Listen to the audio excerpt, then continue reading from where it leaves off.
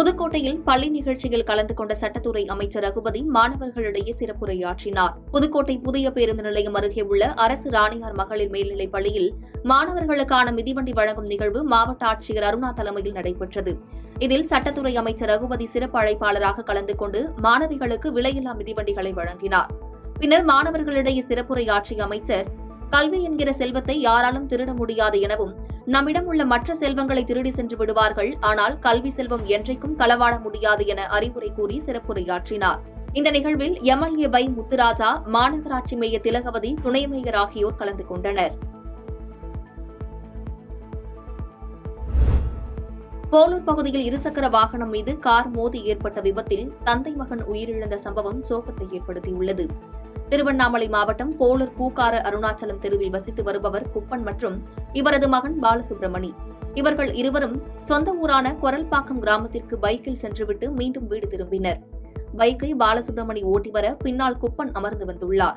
இதனைத் தொடர்ந்து போலூர் பைபாஸ் சாலையில் வந்து கொண்டிருந்தபோது அவ்வழியாக திருவண்ணாமலை கோவிலுக்கு சென்றுவிட்டு அதிவேகத்தில் வந்த ஆந்திர பதிவெண் கொண்ட கார் எதிர்பாராத விதமாக இருசக்கர வாகனம் மீது மோதியதில் நிலை தடுமாறி இருவரும் கீழே விழுந்தனர்.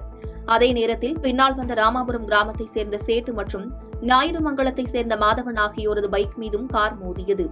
இந்த விபத்தில் 4 பேரும் சாலையில் தூக்கி வீசப்பட்டனர். இதில் படுகாயமடைந்த குப்பன் சம்பவ இடத்திலேயே பரிதாபமாக உயிரிழந்தார். பாலசுப்ரமணி மற்றும் மற்றொரு பைக்கில் வந்த சேட்டு, மாதவன் ஆகியோர் படுகாயமடைந்தனர்.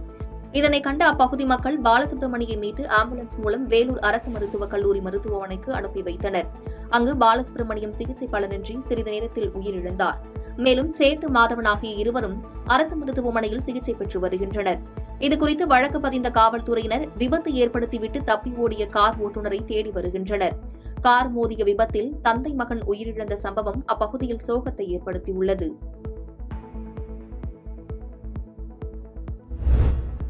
மகளை காதல் திருமணம் செய்த மருமகன் ஏழ்மை குடும்பம் என்பதால் ஆள் வைத்து கொலை செய்த மாமியார், மாமனார் உள்ளிட்ட 8 பேரை காவல்துறையினர் கைது செய்துள்ளனர். கிருஷ்ணகிரி மாவட்டம் ஒசூர் அடுத்த பத்தலப்பள்ளி என்னும் இடத்தில் விடுதியை லீஸுக்கு எடுத்து 4 நாட்களில் விடுதியின் மேல்தளத்தில் ஆந்திராவை சேர்ந்த ஆசனையா என்கிற இளைஞர் கடந்த 5ஆம் தேதி கத்தியால் குத்தப்பட்டு உயிரிழந்து கிடந்துள்ளார். இச்சம்பவம் குறித்து தகவல் அறிந்து வந்த காவல்துறையினர் உடலை கைப்பற்றி விசாரணை மேற்கொண்டு வந்தனர். விசாரணையில் உயிரிழந்த ஆசனையா கடந்த 2 ஆண்டுகளுக்கு முன்பு பிரம்பி என்கின்ற பெண்ணை வீட்டாரின் எதிர்ப்பை மீறி திருமணம் செய்து கொண்டு குழந்தையோடு வசித்து வந்துள்ளார். இந்நிலையில் ஆசனையாவின் மாமியார் வீட்டார் வசதியானவர்கள் என்கின்ற நிலையில் ஏழ்மை குடும்பத்தை சேர்ந்த ஆசனையாவை மாமியார் ஆள் வைத்து கொலை செய்து விசாரணையில் அம்பலமானது. இதையடுத்து இந்த வழக்கில் ஆசனையாவின் மாமியார், மாமனார், சின்ன மாமியார், கூலிப்படையினர் என 8 பேரை போலீசார் கைது செய்து தமிழகம் அழைத்து வந்து சிறையில் அடைத்தனர்.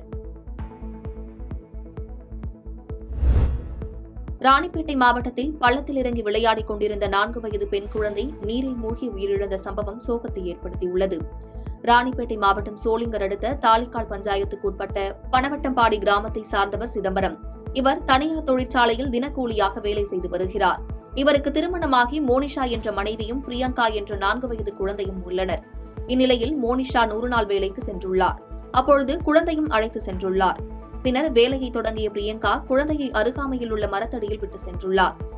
குழந்தை அருகிலுள்ள குட்டையில் இறங்கி விளையாட ஆரம்பித்துள்ளது. இந்நிலையில் குழந்தை குட்டையில் உள்ள நீரில் இறங்கி உயிரிழந்துள்ளது. இதனை கண்ட மோனிஷா கத்தி கூச்சலிட்டுள்ளார். அருகில் இருந்தவர்கள் குழந்தையின் உடலை மீட்டெடுத்து காவல் நிலையத்திற்கு தகவல் கொடுத்தனர். பின்னர் குழந்தையின் உடல் சோளிங்கர் அரசு மருத்துவமனைக்கு பிரேத பரிசோதனைக்காக அனுப்பி வைக்கப்பட்டது.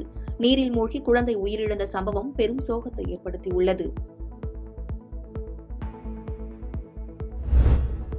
ராணிப்பேட்டை மாவட்டத்தில் 12ஆம் வகுப்பு மாணவி வயிறு வலி காரணமாக விவசாய கிணற்றில் குதித்து தற்கொலை செய்து கொண்ட சம்பவம் அதிர்ச்சியை ஏற்படுத்தியுள்ளது. சோளிங்கர் அடுத்த இரண்டாடி கிராமத்தில் மேட்டு தெருவில் வசிப்பவர் மணிவேல். இவருக்கு திருமணமாகி 3 பிள்ளைகள் உள்ளனர். இதில் பெரிய மகள் அரசு மேல்நிலைப் பள்ளியில் 12ஆம் வகுப்பு படித்து வந்துள்ளார்.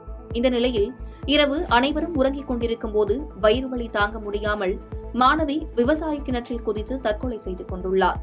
பெற்றோர்கள் இரவில் எழுந்து பார்த்தபொழுது மகள் இல்லை என்பதை அறிந்து தேட ஆரம்பித்துள்ளனர். அப்போது அருகில் உள்ள விவசாய கிணற்றில் மிதந்தபடி இருந்த மகளின் உடலை கண்டு பெற்றோர் கூச்சலிட்டுள்ளனர். அக்கம் பக்கம் இருந்தவர்கள் உடனடியாக காவல் நிலையத்துக்கு தகவல் கொடுத்து தீயணைப்புத்துறையினர் உடலை மீட்டு பிரேத பரிசோதனைக்காக அரசு மருத்துவமனைக்கு அனுப்பி வைத்தனர். இதுகுறித்து வழக்கு பதிவு செய்த போலீசார் விசாரணை மேற்கொண்டு வருகின்றனர். வயிறு வலி காரணமாக மாணவி தற்கொலை செய்து கொண்ட சம்பவம் அதிர்ச்சியையும் சோகத்தையும் ஏற்படுத்தியுள்ளது. பாதகம் செய்பவரை கண்டால் நாம் பயங்கொள்ளலாகாது பாப்பா, மோதி மிதித்து விடு பாப்பா, அவர் முகத்தில் உமிழ்ந்து விடு பாப்பா. அண்மை செய்திகளை உடனுக்குடன் தெரிந்து கொள்ள இணைந்திருங்கள் இயம்நாடு தொலைக்காட்சியுடன்.